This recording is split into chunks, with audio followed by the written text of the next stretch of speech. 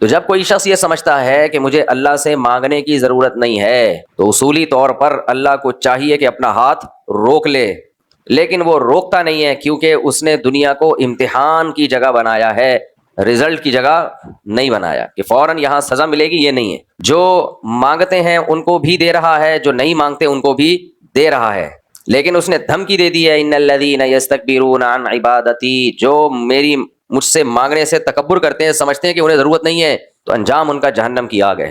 کیوں؟ وہ کس کے سامنے اکڑ رہے ہیں؟ اللہ کے سامنے۔ تو اس لیے قرآن میں اللہ نے پیغمبروں کی دعاؤں کا بہت زیادہ تذکرہ کیا ہے۔ آج جو مسلمانوں میں خرابیاں آئی ہیں بہت ساری، ان خرابیوں میں ایک بڑی خرابی دعاؤں سے غفلت، دعا سے غافل ہوئے ہیں، دعائیں نہیں مانگتے، اور مانگتے بھی تو ایسے بے رخی کے ساتھ، بلکہ دعا مانگی نہیں جا رہی، پڑھی جا رہی ہے۔ مانگنے میں اور پڑھنے میں فرق ہے یا نہیں ہے؟ بھیکاری جب آپ سے پیسے مانگتا ہے تو رٹے رٹائے الفاظ پڑھتا ہے یا باقاعدہ مانگتا ہے؟ تو مانگتا ہے۔ ایسا نہیں ہوتا کہ کوئی کتاب ہے اس میں رٹا لگا لیا ہو، کتاب پڑھ کے آیا ہو کہ اتنے پیسے چاہیے، وہ چہرہ بھی اپنا بنائے گا، عاجزی بھی ظاہر کرے گا، جہاں آواز اونچی کرنی ہوگی اونچی، جہاں آواز پست کرنی ہوگی پست کرے گا، گڑ گڑائے گا،